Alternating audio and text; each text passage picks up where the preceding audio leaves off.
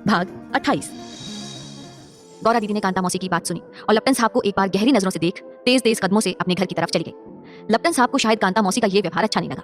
वो मेरी दुकान पर आए, थोड़ी देर बैठे और वापस अपनी बटालियन में शामिल होने चले गए। अगले दिन अपना काम पूरा करके लपटन साहब नीचे उतर आए, लेकिन पूरी शाम इंतजार करने पर भी गौरा दीदी नहीं आ सकी। अगले 2 रोज इसी तरह फीके फीके से बीत गए, लेकिन लपटन साहब गौरा दीदी से नहीं मिल पाए। आखिरकार 3 दिन बीत गए और लपटन साहब और गौरा दीदी की कोई मुलाकात नहीं हो पाई। तब लपटन साहब ने मुझसे कहा कि मैं एक बार गौरा दीदी के घर जाकर देखाऊं कि क्या हालचाल है। अगले दिन शाम को लपटन साहब की दुकान पर पहुंचने के बाद उन्हें दुकान में बैठाकर मैं गौरा दीदी के यहाँ चला गया। वहां जाकर मुझे पता चला कि कांता मौसी गौरा दीदी के लिए हफ्ते भर पहले एक रिश्ता लेकर आई थी। कांता मौसी का काम ही यही था, वो यहाँ से वहाँ रिश्ते जोड़ा करती थी और इसके बदले उन्हें लड़के वाले और लड़की वालों की तरफ से कुछ धनराशि मिल जाया करती थी। इस बार भी वो गौरा दीदी के लिए एक रिश्ता लाई थी और इसीलिए शायद उस दिन जब गौरा दीदी के साथ उन्होंने लपटन साहब को देखा तो वो नाराज हो गए। लेकिन इस बात का बदला उन्होंने बहुत गलत तरीके से निकाला। उन्होंने जाकर गौरा दीदी की सौतेली माँ के कान भर दिए और हुआ यह कि अगले दिन से गौरा दीदी को घर के एक कमरे में नजरबंद कर दिया गया। यहाँ तक कि उनके कमरे से रोशनी भी हटा दी गई। अंधेरे कमरे में 3 दिन से भूखी प्यासी पड़ी गौरा दीदी की घर से भाग जाने की भी हालत नहीं बची थी। मैं जब उनके घर पहुंचा तो मुझे उनकी माँ ने यही कहा कि उन्हें उनके मामा के घर भेजा गया है। मैं शायद उनकी बात मानकर चुपचाप चला आता, लेकिन जब मैं बाहर निकलकर जा रहा था तब ऊपर मौजूद उनके कमरे से मुझे कुछ अजीब आवाजें सुनाई दी। मैंने ऊपर देखने की कोशिश की पर गौरा दीदी की माँ ने मुझे वहां से भगा दिया। अब मेरा घर तो उनके घर से लगा हुआ ही था, हमारी छतें जुड़ी हुई थी, इसलिए मैं अपने घर अपनी छत पर पहुंच गया। वहां से मैं सबकी नजर छुपाते हुए गौरा दीदी की छत पर पहुंच गया और उनके कमरे की खिड़की पर जाकर मैंने झांका तो मेरे रोंगटे खड़े हो गए। दीदी की हालत बहुत खराब थी। मैंने उन्हें धीमे से आवाज दी और उन्होंने मेरी आवाज सुनकर आंखें खोल दी। वो धीमे कदमों से चलकर खिड़की तक चली आई। उनके चेहरे से ही लग रहा था कि उन्हें सिर्फ बंद नहीं किया गया था बल्कि उनकी बुरी तरह से पिटाई भी की गई थी। उन्होंने मुझे देखते ही लपटन साहब के बारे में पूछना शुरू कर दिया। मैंने उन्हें बताया कि लपटन साहब उन्हें बहुत याद कर रहे हैं। गौरा दीदी ने अपना एक झुमका मेरे हाथ में रखा और उन्हें कहा कि उनके पास मेरी यादगार रहेगी क्योंकि कल मेरी सगाई होने वाली है और 2 दिन बाद ही मेरी शादी हो जाएगी और फिर मैं हमेशा के लिए यहाँ से चली जाऊंगी। उन्होंने रो रोकर कांता मौसी के नए रिश्ते के बारे में मुझे सब कुछ बता दिया। मैं वहां से तुरंत भागकर लपटन साहब के पास गया और उन्हें सब कुछ बता दिया। कैप्टन साहब ने मेरे हाथ से वो झुमका लिया और अपनी जेब में डाल दिया। मेरी मदद करोगे बोला। उनके सवाल पर मेरी आंखें भर आई। बिल्कुल करूंगा लपटन साहब, आप मेरे लायक काम तो बताइए। कल शाम तेरी दीदी की सगाई है ना, उसके पहले कल सुबह किसी तरह से उसे पहाड़ी वाले मंदिर तक ले आओ। मैं कल ही तुम्हारी दीदी से शादी कर लूंगा। कैप्टन साहब की बात से मैं बहुत खुश था क्योंकि इस दुनिया में उन दोनों के अलावा मैं ही ऐसा था जो उनके जन्म जन्मांतर के रिश्ते को जानता और समझता था। मैं खुशी खुशी घर वापस लौट आया, लेकिन रात में मुझे गौरा दीदी को कुछ भी बताने का मौका नहीं मिला। और फिर उस रात वो हुआ जो हमने किसी ने नहीं सोचा था। उस रात चीनियों ने हम पर हमला बोल दिया। हमारी बटालियन छोटी सी थी और उस बटालियन को सिर्फ बॉर्डर पर सुरक्षा की दृष्टि से तैनात किया गया था। उनके पास ना तो इतने गोला बारूद थे और ना ही गने, फिर भी हमारी बटालियन अपनी जगह पर डटी रही। इस सब में एक ऐसी बात हुई जो मुझे लपटन साहब के बारे में पता नहीं थी। लपटन साहब और पवन ओझा उनके दोस्त, ये दोनों अक्सर हमारे गांव में उतरा करते थे। तब मुझे मालूम नहीं था कि लपटन साहब असल में इसलिए मेरी चाय की गुमटी में बैठा करते थे। उन्होंने वहां बैठे बैठे स्पीति गांव के नवयुवकों की एक अलग सेना तैयार कर रखी थी और उनके पास मौजूद गोला बारूद के साथ ही नौजवानों को गन से निशाना लगाना, बारूद बनाना और गोला फेंकना आदि की ट्रेनिंग दे रखी थी। ये मालूम चलते ही मेरे मन में लपटन साहब के लिए जो सम्मान था वो कई गुना बढ़ गया। उस रात बटालियन तो अपनी जगह तैनात थी, लेकिन लपटन साहब की तैयार की गई सेना स्पीति गांव से बटालियन के पास कूच कर गई और देखा जाए तो स्पीति गांव पूरा का पूरा उन चीनी सैनिकों के खिलाफ खड़ा हो गया। अगला पूरा दिन हमारी बटालियन का चीनी सैनिकों के खिलाफ लड़ते बीता। शाम होते तक तो लगने लगा था कि जैसे हम युद्ध जीत जाएंगे। हम जी जान से लड़ रहे थे, लेकिन चीनियों ने हमें बुरी तरह से धोखा दिया। हमारे जाने बिना ही वो कुछ दिनों पहले बॉर्डर को गलत तरीके से पार करके हमारे गांव में घुसकर भेष बदल कर रह रहे थे, जिसके बारे में हमें पता ही नहीं था और इसी का खामियाजा हमें भुगतना पड़ा। आखिर 2 दिन बाद वो लड़ाई खत्म हुई। पूरी घाटी में धुएं के बादल उड़ रहे थे, जगह जगह तितर बितर लाशें पड़ी थी, कुछ चीनियों की, कुछ हमारे जवानों की, लेकिन जो भी था मौत तो थी ही। सन्नाटा पसरा पड़ा था। मैं बहुत मुश्किल से अपनी दुकान पर पहुंचा और मेरे पहुंचने का सिर्फ एक ही कारण था और वो थे लपटन साहब। दिल बार बार कह रहा था कि काश लपटन साहब जिंदा मिल जाए, पर दिमाग अलग कहानी जोड़े पड़ा था। मुझे मेरे गांव वालों ने, बाबू ने रोका, लेकिन मेरा मन माना नहीं। मैं बटालियन के डेरे की तरफ धीरे धीरे कदम बढ़ाने लगा। थोड़ा ही आगे पहुंचा कि वो मुझे दिख गए। मैं भागकर उनके पास पहुंच गया। उनका सिर मैंने अपनी गोद में रख लिया। वो शायद बारूद के धमाके से वहां पर गिरे थे। इसके साथ ही उनके दोनों पैरों में और कंधों के पास गोली लगी हुई थी। इतनी गोलियों के बावजूद वो अब तक कैसे सांस ले पा रहे थे, मैं आज तक नहीं जान पाया। उन्होंने मुझे देखते ही अपनी वही चिरपरिचित मुस्कान से मेरा अभिवादन किया। मेरे आंसू बलबलाकर निकल पड़े। आपको कुछ नहीं होगा लपटन साहब, मैं आपको अभी अस्पताल लेकर जाऊंगा। लेकिन मैं भी जानता था कि मैं जो बोल रहा था वो सच नहीं है। पहाड़ी से उतरकर अस्पताल जाने में ही 4 घंटे से ज्यादा का वक्त लग जाता है और इतनी देर में लपटन साहब को बचा पाना बहुत मुश्किल था। लपटन साहब की चौकी चीनी सैनिकों ने अपने कब्जे में ले ली थी, इसलिए लपटन साहब मुझे वहां से उतर जाने को कह रहे थे, लेकिन मैं उन्हें छोड़कर जाने को तैयार नहीं था। मैंने उनके सिर को धीरे से जमीन पर रखा और नीचे अपनी दुकान पर जाकर हाथ गाड़ी को खींचकर उन तक ले आया। इसी हाथ गाड़ी से मैं अपनी दुकान के लिए सामान लाया ले जाया करता था। मैंने उसी गाड़ी में लपटन साहब को उठाकर लेटा दिया, फिर तेजी से चलकर नीचे उतरने लगा। जब मैं उतर रहा था तब मेरे पीछे एक बार फिर फायरिंग शुरू हो गई। मैं समझ गया कि चीनी सैनिक उसी चौकी से गोलाबारी शुरू कर चुके हैं, पर मैं भागता रहा बिना पीछे मुड़े और मैं दुकान पर आकर ही रुका। शायद वहां पहुंचने के लिए लपटन साहब ने अपनी सांसों की मियाद बढ़ा ली थी। वहां पहुंचकर मैंने उन्हें एक बार देखा। अब जब यहाँ तक आपको लाया हूं तो अस्पताल भी ले जाऊंगा, लेकिन उससे पहले ही उन्होंने अपना हाथ बढ़ाकर मेरा हाथ पकड़ना चाहा। मैंने अपना हाथ उनके हाथों में दे दिया।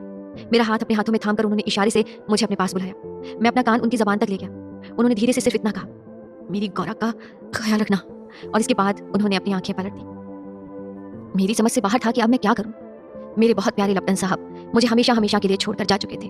वो जिंदा दिल आदमी जो हंसता गुनगुनाता मेरी और गौरा दीदी की दुनिया में आया था, जिसने अभी अपने प्यार के रंग को पूरी तरह से खुलकर महसूस भी नहीं किया था, उसने आंखें मूंद ली थी हमेशा हमेशा के लिए।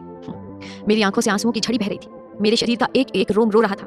मेरा दिल गवाही नहीं दे रहा था कि मैं जाकर गौरा दीदी से कुछ भी कहूँ। मेरा मन किया कि गौरा दीदी जो उस बूढ़ी अम्मा के साथ करती आई हैं, मैं गौरा दीदी के साथ वही करूँ और उन्हें लपटन साहब की मौत की खबर ही ना दूँ। उनसे कह दूँ कि चौकी हारने के बाद लपटन साहब अपनी फौज के साथ वापस लौट गए और लपटन साहब के नाम से उन्हें चिट्ठियां भेजता रहूं। कम से कम लपटन साहब की चिट्ठियों के भरोसे वो जिंदा तो रहेंगी। यही सोचकर मैं अपनी जगह से उठा और लपटन साहब के शरीर को मैदान में बनी उनकी टुकड़ी के ऑफिस की तरफ ले चला। आखिर सारे जवानों को वहीं से तिरंगे में लपेटकर उनके घरों के लिए भेजा जा रहा था। मैं लपटन साहब के शरीर को जब तक वहां लेकर पहुंचा, गौरा दीदी पहले ही पहुंच चुकी थी। उन्हें शायद आभास हो गया था, फिर भी मैंने लपटन साहब को छुपा दिया और गौरा दीदी की तरफ भागते भागते पहुंच गया। दीदी आप यहाँ क्या कर रही हो? मेरे सवाल पर मुझे वो आश्चर्य से देखने लगी। और मुझे इस वक्त कहाँ होना चाहिए? यही तो होंगी ना मैं? नहीं, मेरा मतलब मैं आपको ये बताना चाहता था कि लपटन साहब और उनके दोस्त तो यहाँ से कूच कर गए हैं। अच्छा, लेकिन कब? जब चीनियों ने उनकी चौकी पर कब्जा कर लिया, उसके बाद उन्हें दिल्ली से फोन आया और वापस बुला लिया गया था। लपटन साहब अपने घर गए हुए हैं दीदी, वो जल्दी ही आपके पास आएंगे आपसे मिलने। मेरी जितनी बुद्धि थी मैंने कह दिया, लेकिन गौरा दीदी को छलना कहाँ आसान था। हमारी चौकी पर चीनियों का कब्जा उनके जिंदा रहते हो ही नहीं सकता। अगर दुश्मनों का कब्जा हुआ है तो जाहिर है कि वो शहीद हो गए। हार कर भाग जाने वालों में से नहीं थे वो। भूला, मैं जानती हूँ तुम्हें कुछ गलतफहमी हो रही है। मैं तो बस यही सोचकर यहाँ आई थी कि एक बार उनके शरीर के अंतिम दर्शन कर लूं, जिससे अगले जन्म में उन्हें पहचानने में आसानी हो। और तू क्या सोचता है, अगर हम इस जन्म में नहीं मिल पाए तो क्या अगले जन्म में नहीं मिलेंगे? अरे तूने तो सारी कहानी सुनी है ना हमारी। हम तो पैदा ही इसलिए हो रहे हैं कि हम मरते रहें और तब तक मरते रहें जब तक कि हम एक नहीं हो जाएंगे, समझा? मेरी आंखें बहने लगी थी लगातार, पर मेरे आंसुओं ने मेरे झूठ की पोल खोल दी। गौरा दीदी ने मुझे देखा, शायद वो सब समझ गई। भोला, तू मुझसे कुछ छुपा रहे क्या? मैं उनका हाथ पकड़कर उन्हें उस बूढ़े बरगद के पीछे छुपा रखी अपनी हाथ गाड़ी के पास ले गया, जिस पर लपटन साहब गहरी नींद सोए हुए थे। शायद गौरा दीदी की भी गिनी हुई उतनी ही सांसें बची थी। पिछले 4-5 दिनों से उन्होंने कुछ नहीं खाया था और यहाँ आने से पहले शायद कुछ ऐसा खाकर आई थी कि बस अपने प्यार के अंतिम दर्शन करें और उन्हीं के साथ कूच कर जाए। गौरा दीदी ने लपटन साहब को एक बार नजर भरकर देखा और अपने दोनों हाथों से उनका चेहरा थाम लिया और उनके चेहरे पर झुकते झुकते ही वो जमीन पर गिर पड़ी। उन दोनों ने एक बार फिर एक साथ ये संसार छोड़ दिया और इस बार सामने से मैं गवाह बन रहा था। लेकिन उस वक्त मुझे नहीं पता था कि इनके अगले 2 जन्म मेरे बिना ही होंगे और मैं उनके अगले जन्मों का साक्षी नहीं बन पाऊंगा। अब तक के जुड़े उनके हर जन्म में मैं किसी न किसी रूप में मौजूद था उन दोनों के साथ, लेकिन तब मुझे एहसास नहीं था कि ये एक ऐसी पवित्र जोड़ी है जो सिर्फ एक दूसरे के लिए पैदा हुए हैं। इस जन्म में जब मुझे इस बात का एहसास हुआ, तब ये दोनों संसार ही छोड़ गए और अपने पीछे छोड़ गए ढेर सारी यादें।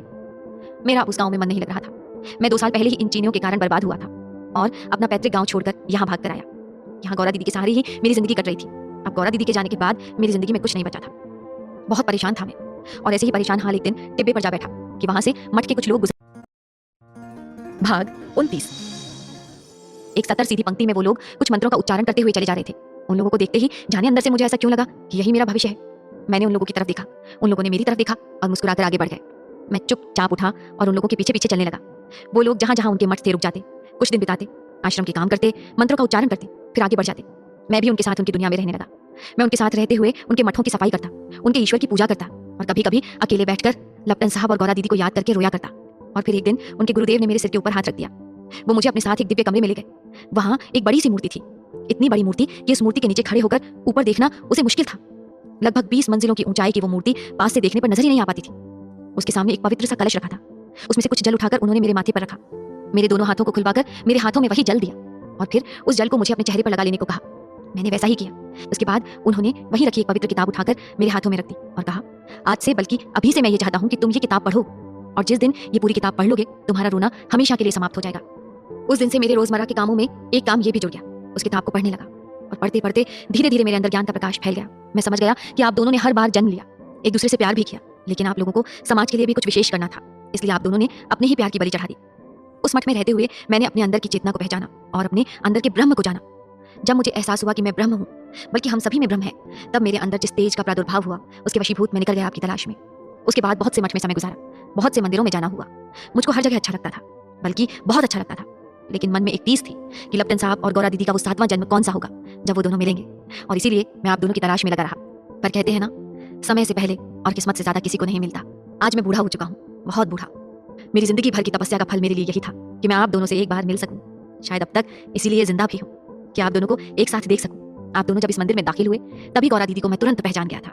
उसके बाद ध्यान से देखने पर लपटन साहब भी पहचान में आ गए। इस उम्र में जरा आंखें कमजोर हो जाती हैं, लेकिन आज भी मुझे चश्मा नहीं लगा। मुझे लगता है ऊपर वाले ने आज तक मुझे ही जिंदा इसलिए रखा है कि मैं आप दोनों को आपकी ये कहानी सुना सकूं और आपके हिस्से का प्रारब्ध आपको वापस दे सकूं। उस मठ से जब मैं निकल रहा था, तब उन गुरुदेव ने उस पुनर्जन्म वाली किताब प्रारब्ध का एक हिस्सा, जिसमें आप दोनों के जीवन के बारे में लिखा था, मेरे हवाले कर दी और उसे अपने पास लिए मैं आप दोनों की तलाश में लगा रहा। क्योंकि भले ही दुनिया की नजर में मैं एक सन्यासी था, लेकिन असल में आज भी आप दोनों का छोटा सा भाई भोला ही हूँ, जिसे पहली बार किसी से इतना प्यार मिला, पंडित जी यानी भोला ने वहां जरा किनारे पर रखे एक बक्से को सरकाकर उसे अपने पास खींच लिया। उस बक्से के ऊपर एक रेशमी कपड़ा बिछा था। उसे हटाकर उन्होंने उस संदूक को खोला। संदूक के अंदर कुछ चीजें रखी थी। उन चीजों को हटाकर उन्होंने उसके अंदर से एक लाल रंग के कपड़े में बंधी किताब निकाली। उस किताब को उन्होंने दोनों के सामने रखा। उन्होंने उसमें बंधे हुए रक्षा सूत्र को खोलना चाहा, लेकिन खोलने से पहले ही वो रुक गए। क्या आप दोनों ये किताब अपने साथ ले जाना चाहोगे? तेजस्विनी ने नाम में सिर हिला दिया। नहीं पंडित जी, अगर हम अपना भाग्य जान पाते तो पता नहीं हमारे साथ इतने जन्मों में क्या होता, लेकिन अब तक आपने जैसा बताया उसके अनुसार तो ये हमारा 7वां जन्म है और मुझे पूरा विश्वास है कि हम 7वें जन्म में एक होकर ही रहेंगे। अच्छी बात है, लेकिन मैंने इसे आप दोनों के लिए ही संभाल रखा था। अब ये आपके हवाले करके मैं चैन की सांस ले सकता हूँ। और पंडित जी ने तेजस्विनी के हाथ में वो रेशमी कपड़े में लिपटी किताब रख दी। वो दोनों भी उन्हें प्रणाम कर वहां से निकल गए। तीनों की ही आंखें झिलमिला रही थी।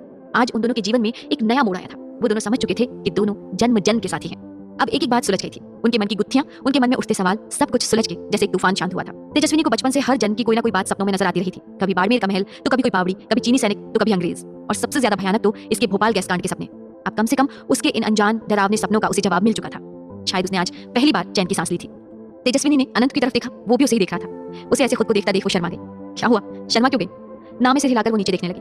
अनंत भी अभी कुछ कहने की हालत में नहीं था। दोनों के मन की एक सी हालत हो रही थी। अनंत को भले ही कभी सपनों में अपना पुनर्जन्म नहीं दिखा था, लेकिन उसके साथ भी कई अजीब बातें बचपन से ही हुई थी। उसके साथ भी उसके हर जन्म से जुड़ी कोई ना कोई बात उसे गाहे बगाहे परेशान कर उठती थी। एक बार बचपन में जब उसके घर पर पड़ोसी जॉन अंकल का कोई अंग्रेज भाई आया, तब वो उसे देखकर बुरी तरह से बौखला गया। इसके अलावा वो बचपन से ही नाव में बैठने से हद से ज्यादा डरा करता था। शायद अपने पहले जन्म के कारण ही उसके दिमाग में नाव के डूबने की बात छपी रह गई थी। और आज उसे अपनी परेशानियों का हल मिलने लगा था। दोनों चुपचाप खुद में खोए आगे बढ़ते चले गए। तेजस्विनी का घर सामने आ गया था। अनंत उसे उतार कर जाने को था कि तेजस्विनी ने उसे रोक लिया। एक कप चाय ही पी लीजिए साथ में। रुकना तो वो भी चाहता था, पर उसकी कहने की हिम्मत नहीं हो रही थी। हाँ में सिर हिलाकर वो उसके पीछे उसके कमरे की ओर बढ़ गया। दोनों ऊपर फ्लैट में पहुंचे। तेजस्विनी ने पर्स से चाबी निकाली और दरवाजा खोलकर भीतर चली आई, और साथ ही अनंत भी चला आया कि तभी हॉल की बत्तियां जली और अचानक से रोशनी हो गई। वो दोनों कुछ समझ पाते कि सामने उपस्थित लोगों की तेज खिलखिलाती आवाज उन दोनों के कानों में पड़ी। सरप्राइज! वो लोग सामने खड़े देखते रह गए। तेजस्विनी के अभिभावकों के साथ अनंत के माता पिता और बहन भी वहां मौजूद थे। आप सब यहाँ कैसे? तेजस्विनी के सवाल के साथ ही अनंत ने भी ये सवाल अपने माता पिता से कर दिया, और सभी लोग खिलखिलाकर हंस पड़े। भाई, 1 महीने से तुम दोनों के रिश्ते की बात चल रही है हमारे बीच। आज हम लोगों ने सोचा कि आमने सामने बैठकर ही बात कर ली जाए। भाई, हम दोनों परिवारों को तो इस रिश्ते से कोई ऐतराज नहीं है। अनंत आश्चर्य से अपने पिता की ओर देखने लगे। अब उसे समझ में आया कि पिछले कुछ दिनों से उसकी माँ फोन पर जो रिश्ता बता रही थी वो शायद तेजस्विनी का ही था। उसने तेजस्विनी की तरफ देखा। तेजस्विनी भी उसे देखकर मुस्कुरा रही थी। उसने चौंक कर अपनी माँ की तरफ देखा। हाँ तेजू, हमें तो अनंत पहली नजर में ही बहुत पसंद आ गया था, और इसीलिए तुझे तस्वीर भी भेज दी थी। आज का दिन अच्छा था, इसलिए हम दोनों परिवारों ने तय किया कि तुम्हारे फ्लैट पर ही मिल लेते हैं। हम लोग तो सुबह ही यहाँ पहुंच गए थे, पर तुम दोनों को फोन लगा लगा कर थक गए। पता नहीं तुम दोनों का ही फोन नहीं लग रहा था। उसके बाद मैंने ही अनंत के माता पिता को फोन करके तुम्हारे फ्लैट का एड्रेस दे दिया था और यही बुलवा लिया। हम सब बातचीत करते हुए बस तुम्हारा इंतजार कर रहे थे। बल्कि ये तो हमारे लिए भी सरप्राइज हो गया कि तुम दोनों एक साथ दाखिल हो गए। तेजस्विनी की माँ की बात सुनकर वहां मौजूद सभी लोग मुस्कुराने लगे। तेजस्विनी ने आगे बढ़कर अनंत के माता पिता के पैर छुए और सबसे इजाजत लेकर कुछ पलों के लिए अपने कमरे में चली गई। अंदर जाते ही उसने तुरंत लैपटॉप खोलकर अपना मेल चेक किया, जिसमें माँ ने उसके होने वाले दूल्हे की तस्वीर भेजी थी, और उसकी उम्मीदों के मुताबिक तस्वीर अनंत की ही निकली। उसकी खुशी का ठिकाना नहीं था। वो मुस्कुराते हुए बाहर चली आई। अनंत और तेजस्विनी ने सभी का आशीर्वाद दिया और हंसती खिलखिलाती वो शाम एक प्यारी सी गुनगुनाती सी रात में बदल गई। शादी की शहनाई के शोरगुल और मंगल गीतों के बीच आखिर जन्म जन्म के साथी अनंत और तेजस्विनी एक दूसरे के साथ अगले 7 जन्मों के लिए एक पवित्र बंधन में बंध गए। सब कुछ वैसा ही निपटता गया जैसा वो दोनों चाहते थे। दोनों के मन पर अब कोई बोझ बाकी नहीं था। अनंत के मन से जहां किन्नरों को लेकर भय समाप्त हो चुका था, वहीं तेजस्विनी को भी अपने प्रोजेक्ट के प्रति लगाव का कारण समझ में आ चुका था। दोनों तैयार थे तेजस्विनी के प्रोजेक्ट को आगे बढ़ाने के लिए। फेरे हुए और तेजस्विनी अनंत की जीवन संगिनी बनकर उसके घर चली आई। शादी की पहली रात तेजस्विनी अपनी सुहाग सेज पर बैठी हुई थी। अनंत की राह निहार रही थी। अपनी पिछली जिंदगी को सोचती मुस्कुरा रही थी कि अनंत भीतर चला आया। खिड़की पर खड़े हुए चांद को निहारती तेजस्विनी को उसने पीछे से बाहों में भर लिया। अरे, आप इतनी जल्दी चले आए? मुझे तो लगा कि आप अभी अपने दोस्तों के साथ बिजी हो। जल्दी कहाँ पाया हूँ तेजू, 6 जन्म लग गए तब जाकर ईश्वर ने हमें ये मिलन का मौका दिया है। शर्मा कर तेजस्विनी ने पलकें झुका ली। तभी उसे अचानक कुछ याद आया। उसे अपने सूटकेस से वही लाल कपड़े में लिपटी किताब प्रारब्ध निकाल ली। अनंत, हम तो इस किताब के बारे में भूल ही गए थे। क्यों ना इसमें देखे हमारे अगले जन्मों के बारे में क्या लिखा है। उस दिन तो पंडित जी के सामने आप मना कर रही थी। वो तो अच्छा हुआ मैंने उनसे ले ली, वरना आज कहाँ से अपना भूत भविष्य जान पाती मैडम। हाँ सही कहा आपने। उस दिन मन में एक डर था कि कहीं इस जन्म में भी हम नहीं मिल पाए तो, इसलिए मना कर रही थी। पर अब तो हमारी शादी हो गई, इसलिए अब मन से वो डर भी जाता रहा। आइए खोलकर देखते हैं कि आखिर आगे हमारे भविष्य में क्या लिखा है। तेजस्विनी ने उसे उठाकर पलंग पर रखा और उसमें बंधा रेशमी कपड़ा खोल दिया। उनके सामने एक मटमैली सी गहरे भूरे रंग की चिंदी चिंदी सी किताब के टुकड़े इधर उधर उड़ने लगे। अनंत ने आगे बढ़कर जैसे ही उस किताब को हाथ में लिया, वो भर भर आकर धज्जियों में बिखर गई। उस किताब के टुकड़े हवा में इधर उधर दौड़ने लगे और दोनों की आंखों के सामने वो किताब न रही, उसके अवशेष यहाँ वहाँ फैलने लगे। ये क्या हो गया अनंत? हम मिल जो गए हैं, अब इस किताब की क्या जरूरत? जब तक हम नहीं मिल पा रहे थे ये मौजूद थी, और अब जब हम मिल गए हैं तो ये चली गई अपनी अनंत यात्रा पर। वो तो सब ठीक है, पर सुबह जब घर वाले देखेंगे तो क्या सोचेंगे? सबको लगेगा ये हनीमून के फूलों की जगह सूखी हुई किताब के चित्रे कौन उड़ाता है। मैं जरा समेट लेती हूँ। नहीं नहीं, अभी नहीं। अब जिसको सोचना है सोचने दो। अब जो समेटना है सुबह समेटना। और अनंत ने तेजस्विनी को अपनी बाहों में समेट लिया। वो रात कब बीती, कैसी बीती, दोनों ही नहीं जान सके। अगली सुबह खिड़की से आती रोशनी के चेहरे पर पड़ते ही तेजस्विनी मुस्कुराकर उठ बैठी। जागते ही सबसे पहले उसे ख्याल आया उस किताब का। पलंग के नीचे कदम रखते ही वो आश्चर्य में डूब गई। वहां किसी तरह की कोई किताब या उसके अवशेष नहीं थे। उसने पलटकर अनंत की तरफ देखा। अनंत भी जाग उठा था। वो तेजस्विनी के पास चलकर आया और उसे अपनी बाहों में भर लिया। वो किताब चली गई है और हमारे कानों में कह गई है कि जो बीत गई सो बात गई। अब हमें अपना दुखद अतीत पूरी तरह से भुला देना चाहिए और एक नई शुरुआत करनी चाहिए इस उगते हुए सूरज के साथ, जो हमें नए सपनों में नई आशाओं को पूरा करने का रास्ता दिखा रहा है।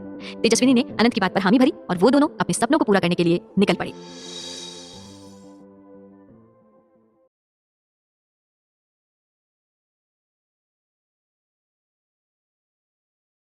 आज अगर मुझे ये नौकरी नहीं मिली तो सिर्फ मेरा सपना नहीं टूटेगा,